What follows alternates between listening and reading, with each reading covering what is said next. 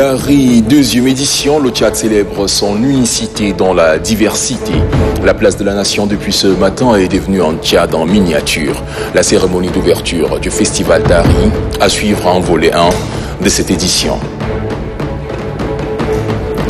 Il sera également question dans cette édition de la semaine de la langue arabe. Dans un esprit de la promotion du bilinguisme, plusieurs activités sont menées pour présenter la richesse de cette langue et sa contribution au développement du Tchad.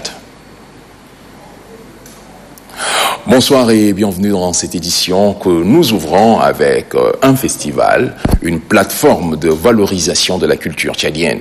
Vous l'avez deviné, Dari 2019, le clap d'ouverture a été donné ce matin à la place de la nation. Plusieurs personnalités du pays étaient de la partie, au rang desquelles la première dame du Tchad, Hinda Déby Itno.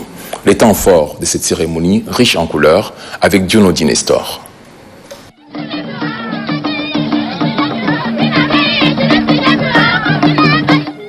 C'est parti pour la deuxième édition du festival Dari. Cette plateforme rassembleuse fait de la place de la nation le Tchad en miniature. 23 danses traditionnelles qui présentent l'originalité et l'histoire de chaque province du pays de Toumaï seront présentées lors de ce rendez-vous culturel. Dari, placé sous le haut patronage du président de la République, Idriss Déby Itno, met en valeur la diversité culturelle tchadienne. Le maire de la ville de N'Djamena, Saleh Abdelaziz Daman, a souhaité la bienvenue aux festivaliers et remercié le comité d'organisation pour le choix porté à sa ville pour cette rencontre de brassage et d'échange. Le coordonnateur de l'Office national pour la promotion du tourisme, de l'artisanat et des arts, ONPTA, précise que le pari est gagné. Dari a acquis ses lettres de noblesse. L'engouement du public lors de la première édition et la qualité des différentes prestations ont montré sans nul doute que le pari a été gagné. Depuis lors, le festival a acquis ses lettres de noblesse, comme en témoigne la tenue de cette deuxième édition qui débute aujourd'hui. Ce grand rendez-vous est l'occasion de promouvoir la diversité culturelle à travers les différentes provinces. Dari, c'est 15 jours de découverte, de partage et d'expression. Dari, c'est la représentation des 23 provinces, 160 cultures et communes. Quant à la ministre du Développement touristique, de la culture et de l'artisanat, Madeleine Alingué, ce projet fédérateur permettra aux N'Djamenois, aux touristes et à tous les ressortissants de toutes les provinces de présenter leurs recettes culinaires et de partager leurs habitudes. Après la cérémonie protocolaire, la première dame, Hinda Déby Itno, le ministre secrétaire général adjoint à la présidence, Hissène Brahim Ta, et les diplomates accrédités au Tchad ont visité le village touristique. Le festival Dari, qui s'ouvre en ce jour, prendra fin le 4 janvier 2020. Des stands sont dressés pour valoriser non seulement l'architecture des différentes provinces du Tchad, mais aussi et surtout pour favoriser le brassage. La ministre de la Culture, Madeleine Alingué, invite la population à venir découvrir les merveilles et la diversité de la culture tchadienne. Je vous invite à suivre un extrait de son discours. Votre présence massive pour célébrer l'expression de notre culture nous honore et marque l'intérêt particulier et intime que chacun de nous manifestons pour notre identité. Je voudrais tout d'abord, au nom du département dont j'ai la charge et au nom du comité d'organisation, remercier son Excellence Idriss Déby Itno, président de la République, chef de l'État, pour sa confiance et son soutien permanent. Notre profond sentiment de respect va également à Madame Hinda Déby Itno, première dame du Tchad, pour ses précieux conseils dans la mise en œuvre du festival Dari. Réunir les 23 provinces du Tchad pour célébrer la diversité et richesse culturelle et artistique et reste l'ambition première du festival Dari. La première édition, organisée ici, sur cette même place de la Nation, a été une scène privilégiée pour aller encore plus loin et témoigner qu'avec plus de 200 000 visiteurs, nous avons effectivement une plateforme de brassage national. La deuxième édition du Festival Dari reprend les mêmes principes et se veut plus ambitieuse, plus profonde, plus précise et veut répondre à la question fondamentale Anayatu, Aninayatu. Qui suis-je? Qui sommes-nous? Un autre volet de l'actualité à présent, l'examen national du brevet des techniciens supérieurs. Pour cette année, ils sont 1200 candidats. Le coup d'envoi a été donné ce matin au lycée féminin par le directeur général du ministère de l'Enseignement supérieur, de la Recherche et de l'Innovation. Reportage Ngeyam Benguiri. Ils sont 1265 candidats à composer dans 14 filières le brevet des techniciens du supérieur BTS sur l'ensemble du territoire national. Cet examen permettra désormais à ces jeunes d'accéder au marché de l'emploi après avoir suivi 2 ans de formation.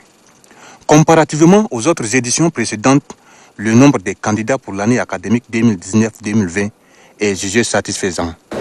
Nous avons un nombre de candidats appréciable. Et cela est vraiment encourageant dans la mesure où, dans les premières années, parfois nous reportions cet examen parce que faute de candidats. Plusieurs établissements d'enseignement privé se sont manifestés et nous pensons que c'est une bonne lancée et nous encourageons les autres à emboîter le pas. Pour rappel, 24 établissements d'enseignement supérieur ont présenté les candidats cette année à cet examen national. En lançant officiellement les épreuves, le directeur général du ministère de l'Enseignement supérieur, de la Recherche et de l'Innovation invite les responsables d'autres établissements qui n'ont pas encore présenté leurs candidats à le faire dans la mesure du possible aux prochaines éditions afin de permettre à ces jeunes en quête d'emploi de s'insérer dans la vie active. Enseignement supérieur toujours, cap sur la province du Wadaï où l'université Adam Barka a reçu un don. Une initiative de Yali Tchad. Les détails avec Dido Mohamed Barka. Au total, 199 livres ont été remis ce matin à l'université Adam Barka d'Abéché par l'association Yali Tchad. Des livres de thématiques variées qui contribueront au renforcement des capacités de jeunes d'une part et d'autre part de renforcer le partenariat avec l'université Adam Barka d'Abéché. Le représentant du président de l'INABA, Abdoulaye Hamid Daoud, a signifié que ce geste permettra sans nul doute aux étudiants de maximiser leur savoir et d'être des acteurs utiles pour la nation tchadienne. Le chargé du projet Yali Tchad, Rock Globe, a signifié que ces gestes s'inscrivent dans le cadre de la deuxième phase du projet Yali Tchad, après la première phase qui a consisté à la formation de 400 jeunes dans le domaine de l'entrepreneuriat, de la gestion publique et de l'engagement civique. Le gouverneur de la province du Wadaï, Ramadan Erdebou, a remercié l'association Yali Tchad et ses partenaires pour ces dons précieux et combien significatif. Il a exhorté les responsables de l'UNABA à faire bon usage. La présentation de l'équipe de l'antenne provinciale de Yali Tchad du Wadaï et la remise de livres aux responsables ont mis terme à la cérémonie. Après l'université Adam Barka d'Abéché, retour sur N'Djamena, où 3 enseignants d'université, des docteurs passés maîtres de conférences cette année, ont été honorés par les membres de l'association de bienfaisance pour le développement culturel et social. La cérémonie s'est déroulée à N'Djamena, au palais, du 15 janvier. Abdelhadi Mohamed Saleh Babayaro. 3 docteurs accèdent au grade de maître de conférences par le Conseil supérieur des universités égyptiennes, session 2019. Il s'agit de Dr Mohamed Al-Nadif Youssouf, Dr Mohamed Taoumar Al-Fall et Dr Ousmane Mohamed Adam. Ils sont décorés ce week-end par le secrétaire général de l'Association des bienfaisances pour le développement culturel et social, Dr Hissène Ahmad, et le conseiller chargé de l'enseignement supérieur à la présidence de la République, Dr Hissène Massar Hissène. Au nom de ses collègues, Dr Mohamed Al-Nadif Youssouf remercie les membres de l'association pour leur soutien à la langue arabe. Les chercheurs tchadiens devraient redoubler d'efforts et saisir l'occasion des relations scientifiques entre l'université tchadienne et l'université égyptienne et assister aux conférences scientifiques. Et les participants sont des conférences qui élèvent le nom du pays et fait connaître nos chercheurs auprès des autres nations, en particulier auprès d'universités et institutions scientifiques. Le conseiller chargé de l'enseignement supérieur à la présidence de la République, Dr Hissène Massar Hissène, a salué l'initiative de l'Association des bienfaisances pour le développement culturel et social, car selon lui, l'éducation et l'application des matières scientifiques est l'une des préoccupations du président de la République, Idriss Déby Itno, à l'ère de la 4e République. L'Union générale des institutions de soutien à la langue arabe et le Centre culturel afro-arabe de Bamako au Mali ont signé un accord de partenariat, un accord pour promouvoir la langue arabe. Ousmane Idriss Dakoum pour les précisions. L'accord signé entre l'Union générale des institutions de soutien à la langue arabe et le Centre culturel afro-arabe de Bamako renforce davantage les relations de coopération entre ces deux entités. Le document paraphé porte sur les échanges culturels, les recherches sur l'enseignement de la langue arabe et la promotion du bilinguisme. Pour la mise en œuvre, les deux parties s'engagent à installer des coordinations qui rendent des rapports sur l'état de lieu de l'application de l'accord. Après avoir paraphé le document, le directeur général du Centre culturel afro-arabe de Bamako, Mohamed Adam Koulbou, promet l'engagement de son institution quant à l'aboutissement de cet accord. Le président de l'Union générale des institutions de soutien à la langue arabe, Hassaballah Mahdi Fadla, estime que cet accord ouvre des perspectives en matière de la promotion de la langue arabe, avis partagé par le conseiller en charge de l'enseignement supérieur du président de la République, Hissène Massar Hissène. Depuis sa création en 2012, l'Union générale des institutions de soutien à la langue arabe est un organe fédérateur pour l'application du bilinguisme au Tchad. Restons toujours avec l'Union générale des institutions de soutien à la langue arabe pour parler de la Semaine nationale de la langue arabe. Une semaine pour faire la promotion de cette langue. Ousmane Idriss Dakoum. À travers cette conférence débat sous le thème « Les tribunes culturelles et littéraires », l'Union générale des institutions de soutien à la langue arabe entend sensibiliser les intellectuels arabophones. Le panel a largement édifié l'assistance sur la problématique. D'emblée, les conférenciers ont rappelé la richesse de la langue arabe et le rôle qu'elle joue au sein de la société tchadienne. Selon eux, pour une parfaite maîtrise de cette langue, des concours littéraires doivent être organisés pour encourager les jeunes. Aussi plaide-t-il pour l'intégration de nouvelles technologies, de l'information et de la communication dans l'apprentissage de la langue arabe. Divers intervenants ont apporté des contributions et suggestions qui se résument sur la volonté politique et le rôle des intellectuels en matière de la promotion de cette langue. À travers cette action, l'Union générale des institutions de soutien à la langue arabe s'engage quant à la visibilité de la langue arabe au Tchad. À Biltine, la commission de collecte des armes du Wadi Fira a présenté ce matin au gouverneur de la province 150 armes déposées volontairement par des civils. Une action facilitée grâce à l'implication des 3 chefs de canton de Biltine rural. Mohamed Saleh Nour. Dans le cadre de la mise en œuvre des orientations de plus hautes autorités du pays tendant à renforcer la sécurité, toutes ces armes ont été volontairement déposées par les civils à travers les 3 chefferies traditionnelles de Biltine rural, notamment les cantons Walad Djamma et les 2 cantons du Darmimi. Le préfet du département de Biltine, Mohamed Ali Rahman, martèle que ce travail est le fruit d'une large sensibilisation entreprise par une commission mise sur pied par le gouverneur de Wadifira pour récupérer les armes détenues illégalement par les civils.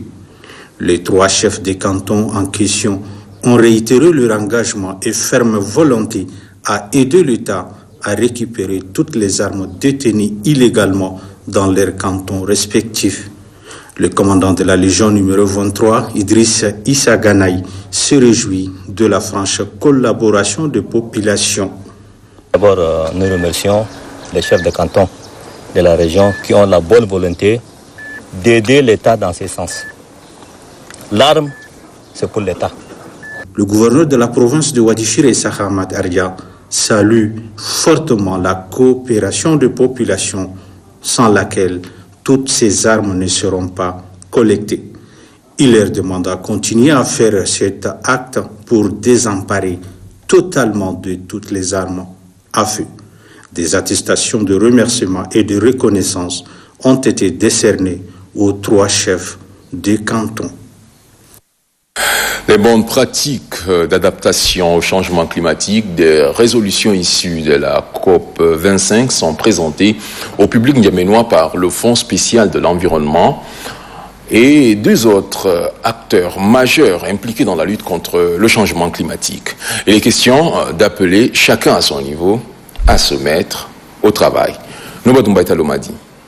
C'est à l'espace de la francophonie que le coordonnateur national de l'Alliance mondiale contre le changement climatique, Sanda Bakari, a présenté les réalisations de son organisation. Il a mis l'accent sur les 4 projets terrain, à savoir le projet d'appui à la production agricole durable et diversifiée adaptée à la vulnérabilité et au changement climatique pour la résilience des ménages par l'introduction de nouvelles techniques innovantes dans la province du Lac-Tchad.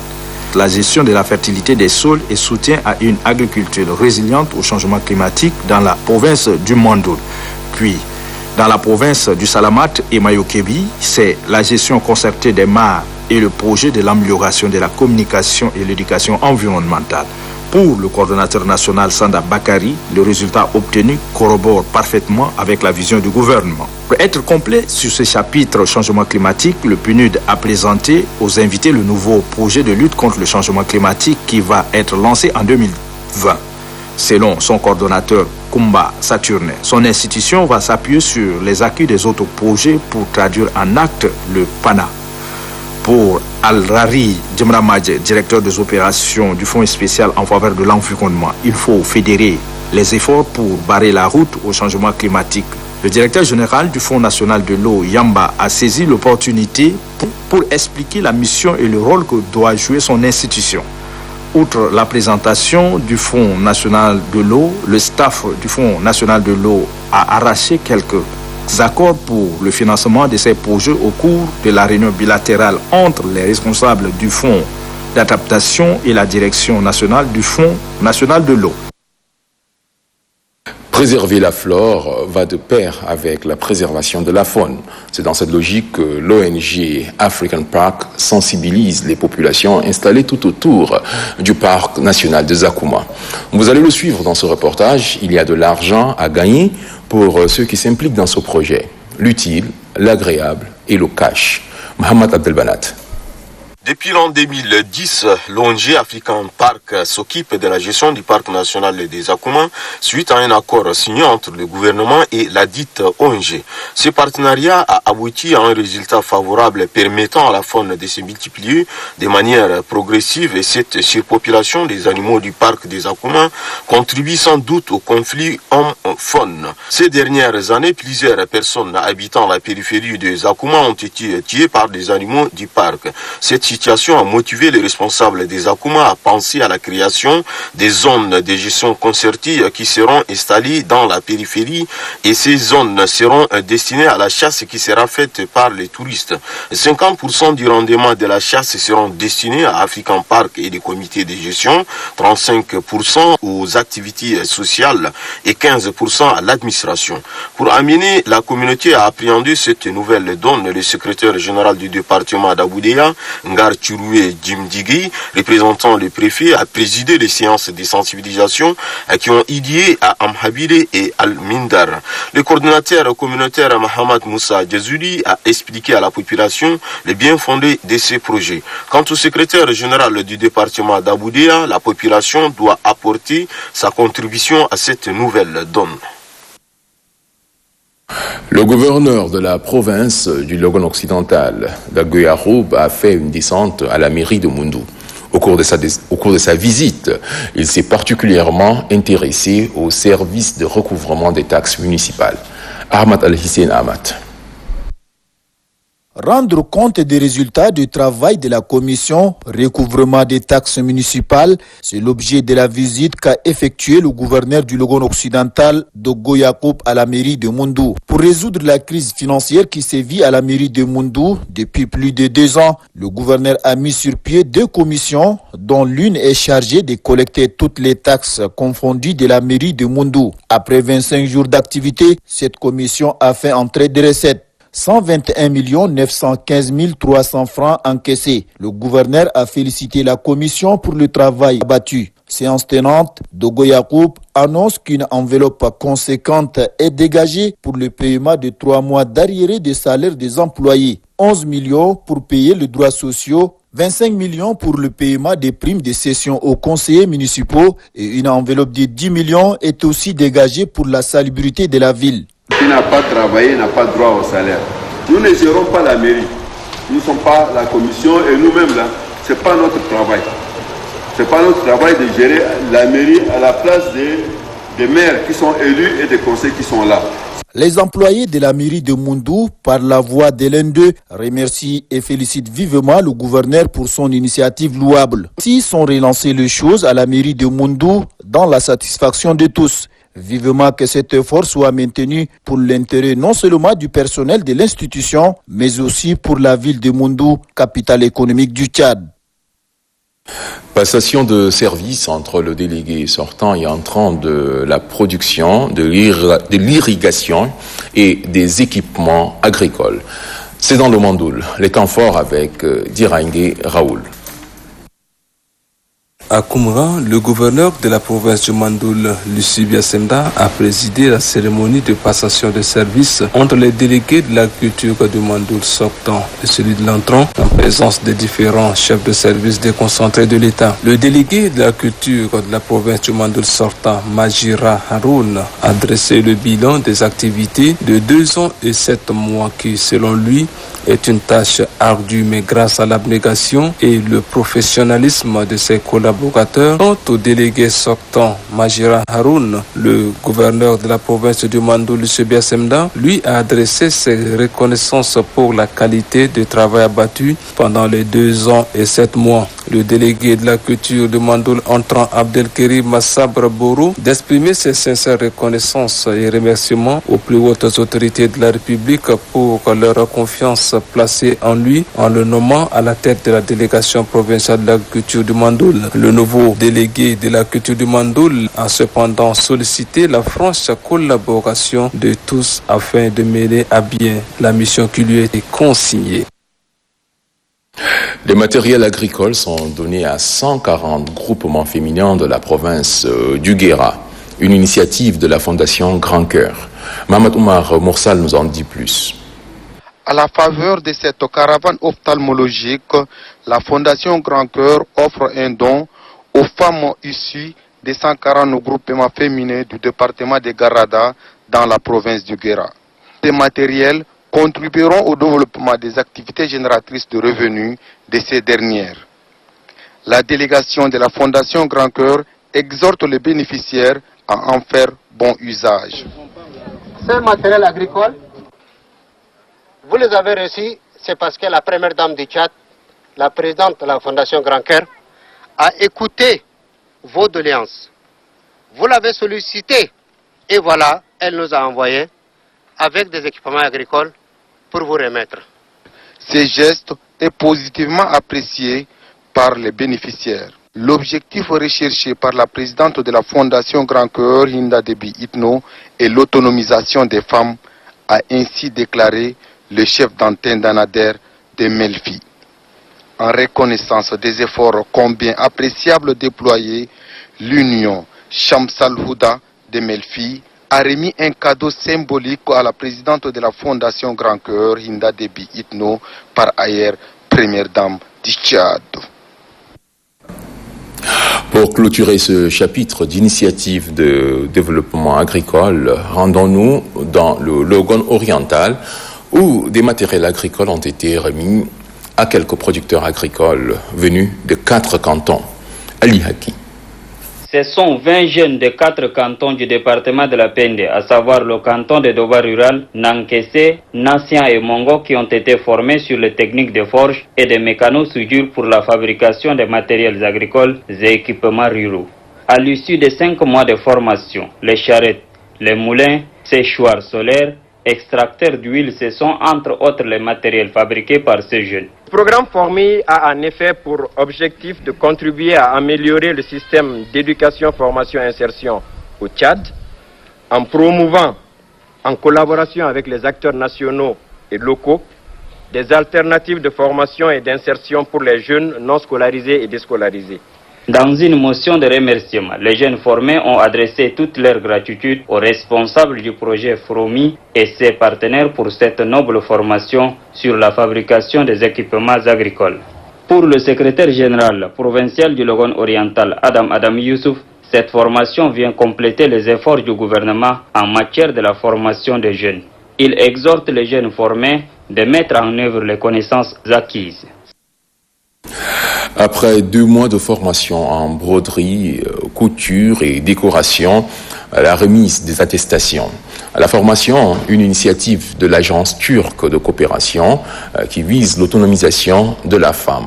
C'est l'ambassadeur de Turquie au Tchad, Erdel Sabri, qui a présidé la cérémonie de fin de formation. Apolline Gani. Cette formation vise à apprendre aux femmes la couture, la broderie et la décoration dans le but d'assurer leur autonomie, mais aussi favoriser un changement socio-économique dans les ménages et renforcer la place de la femme au sein des ménages. Cette initiative qui a permis aux femmes d'apprendre un métier pratique est saluée par la directrice de l'entrepreneuriat des jeunes et des femmes du ministère de la formation des jeunes et des petits métiers. Nous voulons remercier aujourd'hui le projet IDEA et principalement Tika qui a financé cette formation au profit de la jeunesse tchadienne. Pour l'ambassadeur turc au Tchad, il est indispensable de doter les femmes tchadiennes des moyens de production pouvant faciliter leur indépendance matérielle. La Turquie, on donne au centre d'appui pour la formation professionnelle. Mais on donne aussi appui pour l'éducation. Vraiment le Tchad qui est très jeune, a beaucoup de potentiel. Et nous serons, Inch'Allah, un partenaire privilégié du développement tchadien. Les bénéficiaires ont reçu des attestations de fin de formation.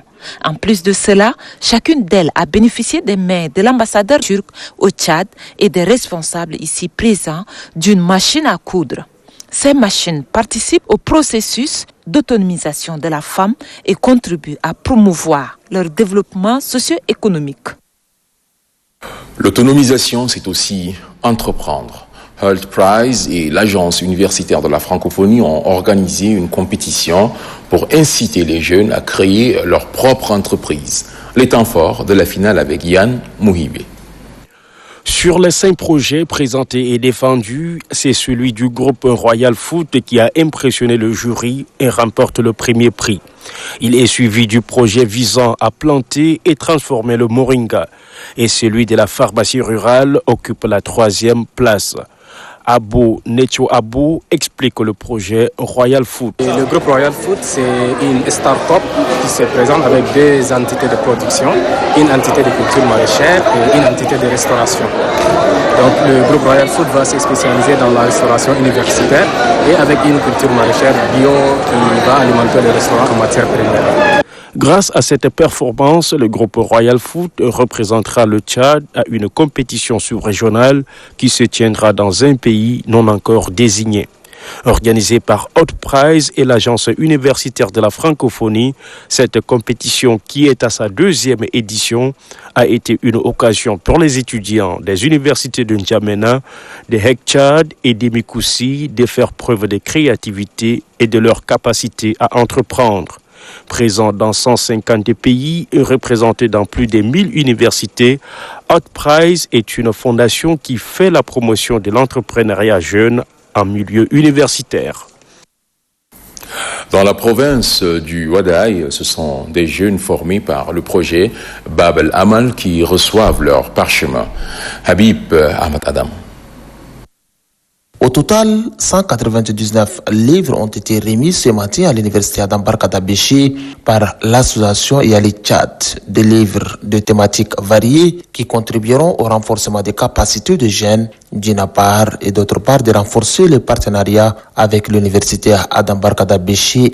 Dans son mot d'introduction, le représentant du président de l'INABA, Abdoulaye Hamid Daoud, a signifié que ce geste permettra sans nul doute aux étudiants de maximiser leur savoir et d'être des acteurs utiles pour la nation tchadienne. Intervenant à son tour, le chargé du projet Yali Tchad, Rock Globe, a signifié que ces gestes s'inscrivent dans le cadre de la deuxième phase du projet Yali Tchad, après la première phase qui a consisté à la formation de 400 jeunes dans le domaine de l'entrepreneuriat, de la gestion publique et de l'engagement civique. Officiant la cérémonie, le gouverneur de la province du Wadaï, Ramadan Erdebou, a remercié l'association Yali Tchad et ses partenaires pour ces dons précieux et combien significatifs. Il a exhorté les responsables de l'UNABA à faire bon usage. La présentation de l'équipe de l'antenne provinciale de Yali Tchad du Wadaï et la remise de livres aux responsables ont mis terme à la cérémonie. Le Centre pluridisciplinaire pour la recherche et l'action pour le développement, en partenariat avec le programme des Nations Unies pour le développement, organise du 21 au 24 décembre une formation en faveur des jeunes. Une formation qui porte sur la lutte contre le sida. Thomas Ousmane Djeli. Formation sur le VIH-Sida et approche des mobilisations communautaires et techniques d'animation, ce sont les deux thèmes qui meubleront la formation des jeunes du Centre pluridisciplinaire pour la recherche et l'action pour le développement, CEPRAD-Tchad. En procédant par ces actions humanistes, CEPRAD vise à renforcer la prise de conscience sur les causes réelles du sous-développement. Le Centre pluridisciplinaire pour la recherche et l'action pour le développement du Tchad est un cercle de réflexion des jeunes chercheurs dont la vocation est de contribuer par de nouvelles initiatives au processus de développement de notre pays. Grâce à nos données de recherche, notre centre interpelle les acteurs de développement tant national qu'international. Cette dynamique s'inscrit aussi dans la volonté toujours plus forte d'enrichir l'entrepreneuriat en milieu jeune, fait savoir le fondateur de CEPRAD-Tchad. Nous avons créé la maison d'insertion des jeunes dans le 8e et le 9e arrondissement de notre cité capitale. À travers cette structure, nous parvenons à mettre à la disposition de nos jeunes des porte-tout longs bras et courts bras, des brouettes, des glacières, des caisses, et tant d'autres pour leurs activités génératrices de revenus. Pendant 4 jours, 30 jeunes échangeront avec leurs formateurs sur les questions liées au VIH-Sida et les techniques de mobilisation communautaire. Ils seront par la suite des relais communautaires dans leurs milieux respectifs. L'association des sages-femmes et maïoticiens organise depuis ce matin à la Maison de la Femme son assemblée générale. C'est donc le lieu de dresser le bilan des activités et de procéder au renouvellement du bureau exécutif. Abdelkader Adam. Après 4 ans de gouvernance, le membre de l'association tchadienne des sages-femmes et maïticiennes, représentant les 23 provinces du pays, dresse à la faveur de cette assemblée générale le bilan de leurs activités. Au-delà de l'évaluation des activités coordonnées par le bureau exécutif national, ces assises sont avant tout un moment d'échange et de partage entre les membres. L'importance du lait maternel pour les bébés a ainsi focalisé l'attention des participants. Pour la présidente sortante de l'association tchadienne des sages-femmes, Salamatou Ibrahim, cette assemblée générale se justifie aisément. L'objectif de l'assemblée générale, c'est d'abord électif, parce que on a déjà dépassé même le mandat. On a été élu depuis 2015 et puis les questions de renouveler le bureau. Donc c'était ça l'objectif. On doit vraiment discuter sur plusieurs aspects pour renforcer les capacités des sages-femmes. Bon à savoir, l'association tchadienne des sages-femmes a pour mission d'œuvrer pour le bien-être du couple mère-enfant. Le collectif d'action des jeunes pour la paix et le développement et l'émergence du Tchad a organisé ce matin une campagne de sensibilisation pour l'unité nationale. C'était au lycée féminin, c'était au lycée Ibrahim Mahamat Itno et Arthur Abani. La violence en milieu scolaire est un problème mondial avec des conséquences préjudiciables aux enfants et à l'ensemble de la société. Les enfants subissent des douleurs et des humiliations causées par la violence qui affecte leur apprentissage, leur perspective d'avenir et leur personnalité. C'est pour faire face à ce mal que le collectif Action des jeunes pour la paix, le développement et l'émergence du Tchad a organisé cette campagne. Objectif, bannir la violence en milieu scolaire en laissant la place à la paix, la tolérance et la cohabitation pacifique. Pour le président de la dite association, Mohamed El Mahdi Abderrahman, l'école est un lieu de brassage et de socialisation entre les jeunes. De ce fait, ils doivent entretenir un esprit de tolérance, d'amour et de camaraderie. Le proviseur du lycée Ibrahim Mohamed Itno, Mohamed Seyd Chiman, se félicite de l'initiative de cette association. Il appelle par ailleurs les écoliers à pratiquer la paix dans la perspective de préserver l'unité nationale.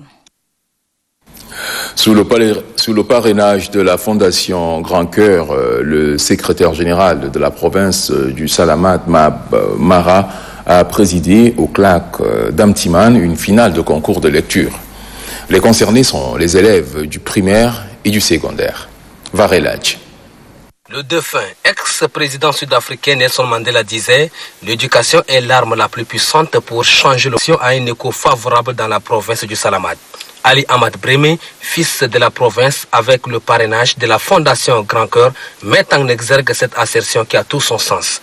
Il a organisé une compétition de lecture à l'endroit des élèves des établissements primaires et secondaires de la ville d'Amtiman.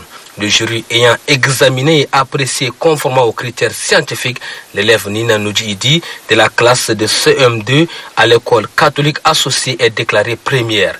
Le promoteur de cette compétition justifie cette initiative. Une compétition de lecture encourage les élèves à aimer le livre, à faire du livre leur ami. Et donc, en faisant cette compétition, nous encourageons les autres à s'intéresser à la lecture.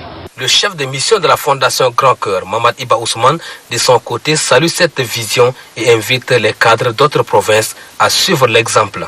Nous profitons de cette occasion pour demander à tous les cadres tchadiens d'emboîter le pas de ce vaillant fils et qui nous accompagne tout le temps. Le secrétaire général de la province du Salamat, Mab Mara, a mis l'accent sur la pérennisation de cette compétition qui devra à terme permettre aux élèves d'approfondir leurs connaissances dans le domaine de la lecture. L'unité et la cohabitation pacifique sont des valeurs à cultiver à la base. C'est pourquoi Mohamed Assil, ce douanier et écrivain, a tenu à sensibiliser les élèves du primaire. Ce matin, il s'est rendu à l'école officielle de Bakara. Guillaume Bengueri, Guillaume Djoingar, reportage.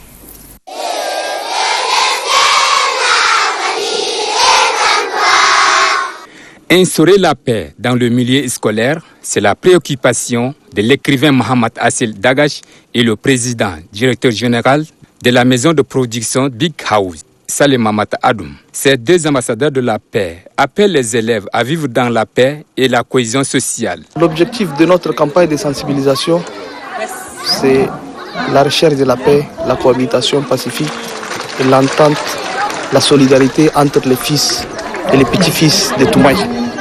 On exhorte la jeunesse, l'avenir, le devenir du pays à être un acteur de la paix. Le président directeur général de Big House, Saleh Mohamed Adoum, demande aux élèves de faire de l'école un centre d'union. Pour lui, c'est l'éducation qui transforme les enfants et leurs parents de discerner le bien du mal.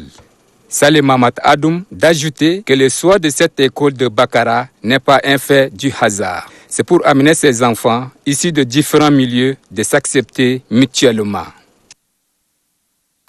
Le lycée-collège évangélique représentant du Tchad au concours régional de théâtre a occupé la 3e place sur 6. Les lauréats ont reçu leur prix hier soir des mains du directeur de la francophonie, du ministère des Affaires étrangères et représentant national de la francophonie. La cérémonie s'est déroulée au sein de cet établissement. Mohamed Seïd Abakar. Concours régional regard croisé interscolaire du théâtre, le Tchad remporte la 3e place après le Gabon et le Sao Tomé et Principe. Un concours organisé par le Bureau régional de l'Afrique centrale de l'Organisation internationale de la francophonie avec pour thème jeunesse et réseaux sociaux.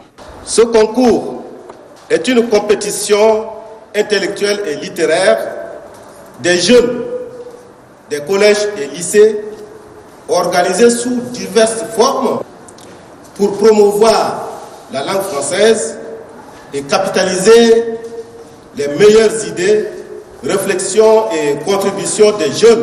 Le représentant du Tchad, le collège évangélique, a reçu son prix des mains du directeur de la francophonie du ministère des Affaires étrangères et représentant national de la francophonie. Le proviseur du lycée-collège évangélique, Koupchang Wedego, l'inspecteur à l'éducation nationale et la promotion civique du 6e arrondissement, Djimramadi Djimtibaï, et le président du comité de gestion du collège évangélique, Josué Keinan Kasses, se sont relayés pour féliciter les lauréats. Créé en 2012 avec pour objectif de stimuler la réflexion croisée des jeunes d'Afrique centrale et à s'exprimer en français sur les enjeux qui le concernent, ce concours se tient chaque année au siège du Bureau régional Afrique centrale de la francophonie à Libreville au Gabon. L'édition 2019 s'est tenue le 13 décembre dernier avec à l'affiche 6 films de 6 pays différents. Fête de la nativité par anticipation, l'association des femmes de la CNPS célèbre la naissance du Christ. Elles ont choisi de fêter Noël avec des orphelins. Mohamed Souleiman. Des sapins de Noël et d'autres décorations ont donné une autre couleur à l'esplanade du siège de la Caisse nationale de province sociale. Il s'agit de la célébration de la fête de Noël. À travers cette commémoration, l'association des femmes engagées veut donner des sourires aux enfants orphelins. Ces enfants sont venus recevoir des cadeaux. Ils sont tous heureux et manifestent leur joie. Ces enfants attendent des cadeaux de Père Noël, mais cette fois-ci, c'est la maman Saint-Pès qui leur a remis des cadeaux. Ces cadeaux ont réjoui plus d'un. Je suis très content parce que maman Saint-Pès nous a fait beaucoup de choses. Elle nous a donné le cadeau. L'association des femmes engagées par la voix de sa représentante adresse les meilleurs vœux aux enfants. Je souhaite joyeux Noël et bonne fête de fin d'année à toutes et à tous. Les chefs de division de la ressource humaine de la Caisse nationale de province sociale saluent l'initiative. Je tiens vraiment à féliciter et à encourager l'association des femmes engagées de la CNPS pour qu'elle affirme encore plus que nous sommes vraiment dans le social. Les représentants des différents orphelinats présents à cette cérémonie se sont relayés pour exprimer leur gratitude à l'endroit de l'association des femmes engagées. Ils demandent aux autres organisations d'emboîter les pas. Le complexe scolaire Saint-Benoît de N'Djamena a aussi célébré la nativité par anticipation. Domguelid Joël. Le complexe scolaire Saint-Benoît est aux couleurs de la Noël. Les enfants de cet établissement scolaire, tout joyeux sous le regard admiratif de leurs parents, commémorent la fête de la nativité du Christ.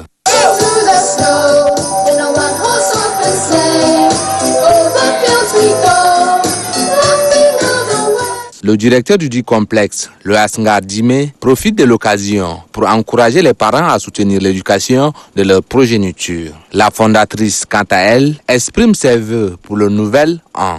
Je formule à cette fin des fêtes de fin d'année mes vœux les meilleurs, surtout de paix, de bonne santé, des succès pour nos enfants.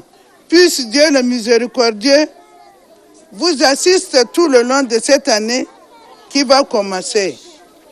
Bonne et heureuse année 2020. Cette célébration de la Noël au complexe scolaire Saint-Benoît marque également le début des congés de fin d'année. C'est en janvier 2020 que les enfants reprendront la route de l'école pour le début du second trimestre.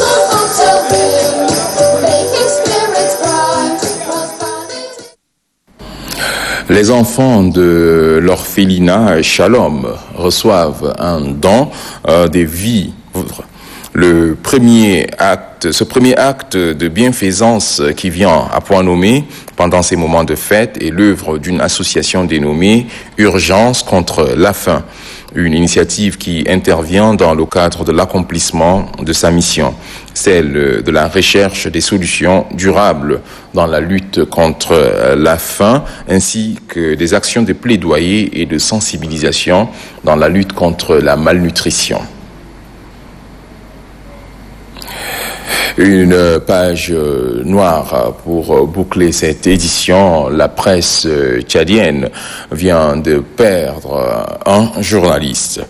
Elle s'appelle Kadia Kanagras Boura, né le 3 octobre 1992 à Kiabé, décédé le 18 décembre 2019 à N'Djamena de suite d'une courte maladie. Elle était membre de la rédaction de la radio FM Liberté. Kadiakana Grace Boura a été inhumée aujourd'hui, 21 décembre, au cimetière de Tokroa.